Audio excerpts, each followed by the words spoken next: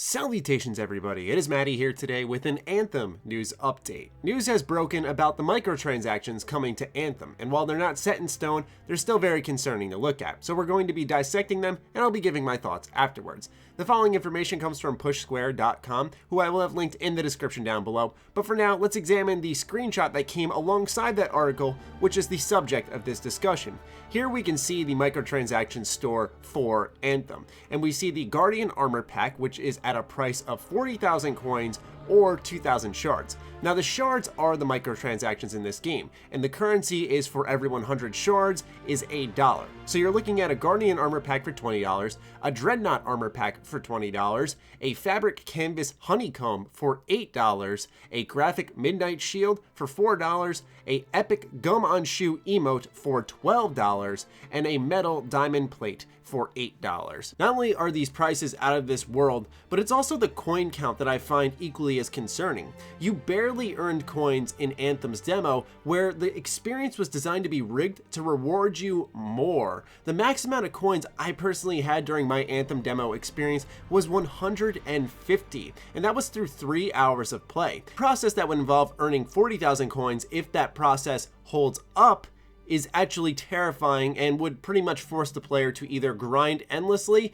or spend their hard-earned cash. The article also mentions, however, Bioware's Chris Schmidt was on hand to shed some light on the situation, stating that these prices don't represent final, stamped for all of eternity prices. We are iterating on our economy design and balance almost daily, so you're seeing a snapshot of one iteration. This is why we tend to not discuss things like pricing, because it's one of those iterative things that's sure to change frequently right up until the day you play the game. In other words, the pricing on show in the screenshot isn't final. It's also worth noting that previously Bioware has said that no items will be locked exclusively behind the shard's currency. Everything can be bought with coin, another currency that can be earned through playing the game. Of course, we don't know how long you'll have to grind in order to get a good amount of coin, but that's a question that can be answered once Anthem is out. I also want to add my own tidbit here from PCGamer.com that Anthem will not have loot boxes and no ability to pay for power. So everything that is involved in that microtransaction store is purely cosmetic, if that helps you shape your opinion on the situation at hand. When I look at the prices for this store, it reminds me exactly of a recent microtransaction system that I critiqued quite heavily, that one being the Atomic Shop in Fallout 76. Cosmetic prices that were just egregious, out of this world, into the freaking heavens high prices. I understand the tug of war for these live service games. In order to provide the free content, the free DLC, companies need money coming in, so they need to place prices on the DLC that ensure that type of stuff. But also, I believe there is a way of doing it where you don't over reward the player, we'll say, from a company standpoint by giving us endless coins where we'll never touch the microtransaction store. But time and time again, it is shown that if you properly treat your players well,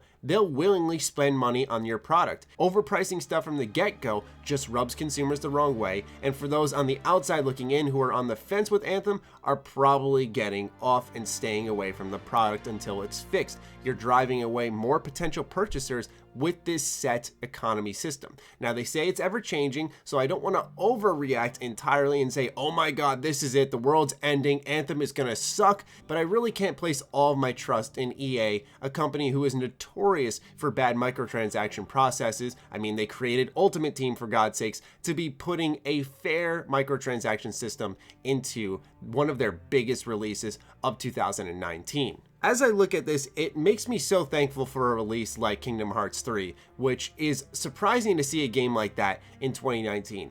Pure, unapologetic fun, free of microtransactions, and doing whatever the hell it wants, mixing and matching properties, crazy weapons, crazy powers, you get on attraction flow rides.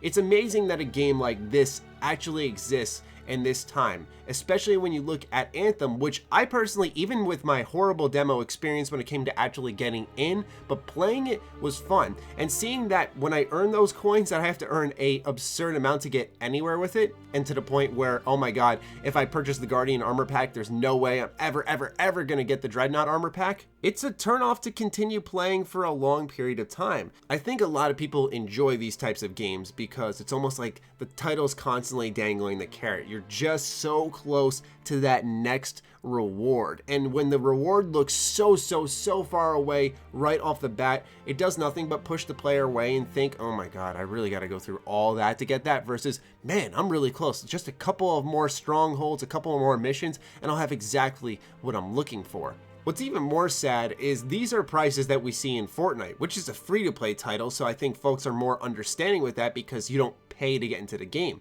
But with Anthem, you put $60 down, and then you see these prices on top of it. I wonder what the story would be like if this were a free-to-play title. Now, I'm not suggesting Anthem could or ever will be a free-to-play game. I think there's just been way too much money poured into this title where they need to earn every single cent back, especially for Bioware to stay afloat as a company. I also find Bioware's stance on not discussing prices with their community a bit concerning, because they're very open to dialogue about anything when it comes to game mechanics, but then they go, this is why we tend not to open up and discuss things like pricing. But why wouldn't you want to engage players who are going to be a part of your core fan base and are going to want to play your game constantly to tell you, hey, here's where we think things would be fair between both the company and the players? Why wouldn't that dialogue not want to be opened up? Well, I think there's one simple conclusion we can make. The involvement of money removes the want for any type of consumer control and choice. The game wants to force you in some way, shape, or form, even if it's ever so lightly,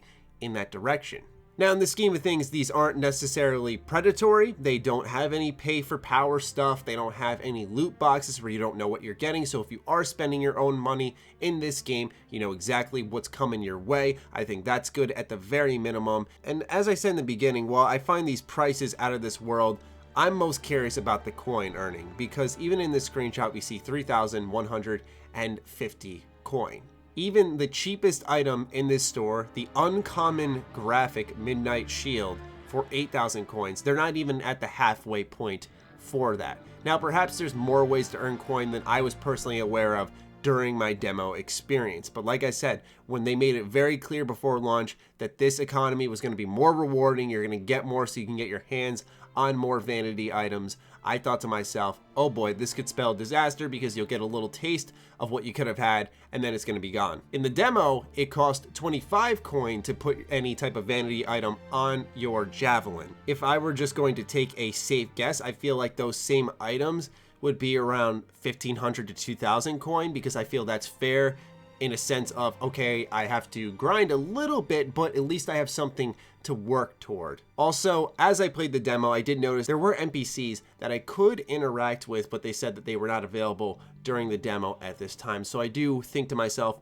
are there stores that I can take my extra items and loot to, sell them for coin, and earn more there? So there was a cut portion of the game, and it did not contain everything within the title. That's concerning, because it seems like Bioware almost presented what they wanted us to see to convince us to buy the game, but also, on the other end, it does give me a small glimmer of hope that this situation of earning a low amount of coin isn't as bad as it seems, because the way I looked at it is all my coin came from completing missions and exploring the world. But if they can come from other ways, like trading in loot and all that type of stuff, then all of a sudden, maybe things aren't as bad and I can afford both the Guardian and Dreadnought armor pack.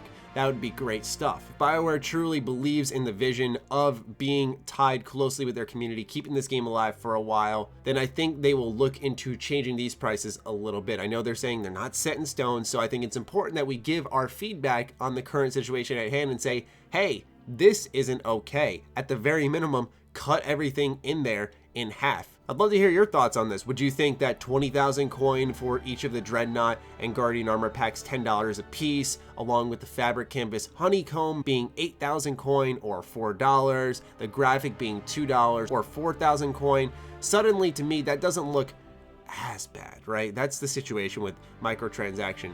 They're a almost necessary evil when it comes to being a company, and they want to keep their games afloat because they can't just constantly invest in something they're not making money back on, because game sales only go a certain distance. What I also find fascinating about this whole process is I think to myself, similar to the Epic Game Store deal where we're seeing companies shift over there because there's more money involved, and now we're seeing some high-priced microtransaction shops between Anthem and Fallout 76, And I wonder if these microtransactions end up being repurposed into the game and actually get updates done faster and get better content out. The similarity between them both is it's a wait and see thing. We have to wait and see how Anthem does in a couple of months and see if the microtransactions have helped that game quite a bit, because Fortnite made so much money. We saw real world promotion, we saw quick updates on top of things like within a day or two, but that's because so much money was coming into it. And so I wonder if Anthem, Fallout 76, those are titles trying to follow in the footsteps of Fortnite, because the more money that's coming in,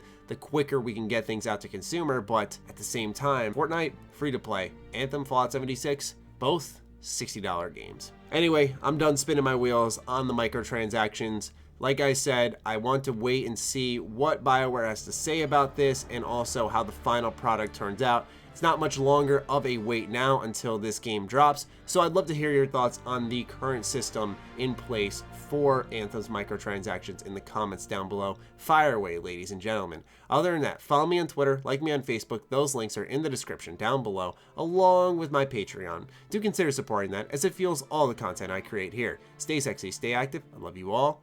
Peace.